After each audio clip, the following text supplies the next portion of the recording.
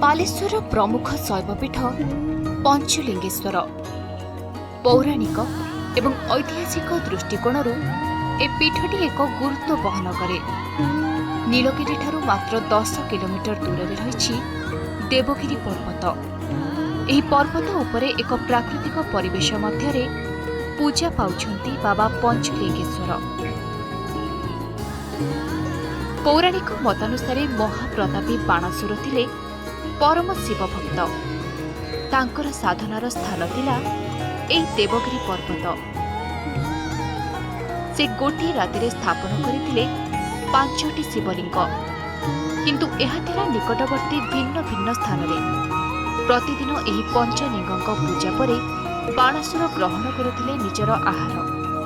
परे निजर वार्धक्य जोगु एपरि करिबा तांको पक्षे संभवपर होई पारि नथिला। तेणु से भगवान सदाशिवଙ୍କୁ କରିଥିଲେ आतुर प्रार्थना। प्रार्थना संतुष्ट होइथिले शंकर। एही पर्वत उपरे सृष्टि होइथिला एक चिरस्रोता झरणा। एही झरणा मध्य सम्मिलित होइथिले पंचलिंग, जहांकु आराधना करी आत्मतृप्ति लाभ करिथिले बाणासुर। ऐतिहासिक मतरे आज ठीक 250 वर्ष तले जने सन्यासी एही स्थानकु करिथिले आगमन। तांको सह थिले तत्कालीन नीलगिरी राजा श्री कृष्णचंद्र मर्दराज।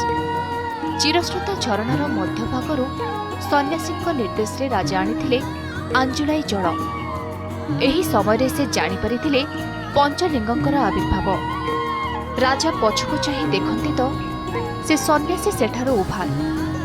एही समय रे शून्यवाणी हुए, हे राजा, तुमे एही स्थान रे मोर सेवा पूजार बंदोबस्त कर। सेही दिन ठारो बाबा पंचलिंगकर आरंभ करथिले एठारे पूजार्चना।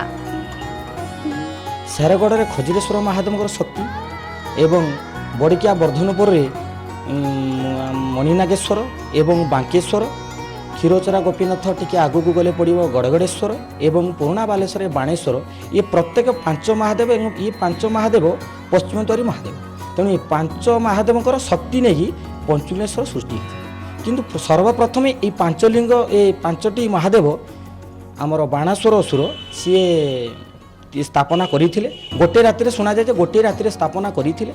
तेणु स्थापना कर वार्धक्य समय आसला से समुद्र से जलाभिषेक नहीं जलाभिषेक ठाकुर सेवा पूजा कर पारे ना।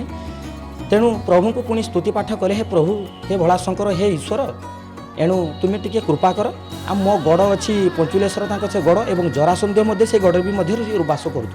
तेणु सेठी से गड़ थिला एवं झील भी उषा भी थिले। आ प्रभु को स्मरणा करने पुणी 5 महादेव 5टी लिंगर शक्ति नहीं कि पुणी से रखिले, स्थापित कले। पुणी फेरे प्रभु को तपस्या कले, हे प्रभु जल पुणी कौटी आस से प्रभुंर आशीर्वाद हे कृपारू सी तार मंदाकिनी गंगा पुणी चिरस्रोता से झरणा आज भी 10,000 वर्ष बही चली अद्यावधि पर्यटन भी चली। जगह आमर ये देखुचे फाँका जगह आउ महादेव भी ये उठे लोक मैंने भी आसती। महाप्रभुଙ୍କର उपचार पूजा रात्र भी हुए। आउ विशेषकर अल्प जनसमागम राति होती कि दिन मान पूजा होती। अन्य मंदिर जमी जगह जमी पूजा अर्चना हुए प्रभुଙ୍କର एटी भी से भाया हुए। साधारण भाव में यही लिंग केवे दृश्यमान हुए नहीं। केवल ज्येष्ठ शुक्ल प्रतिपद ठारू पूर्णमी पर्यंत प्रभु दर्शन देते। प्रति समय बाबा उपरे प्रवाहित होता झरणार जल। यह पर्यटक मानक पई एक पर्यटन स्थली। वर्षर विभिन्न समय एठारे विभिन्न मेला पर्व अनुष्ठित होता है।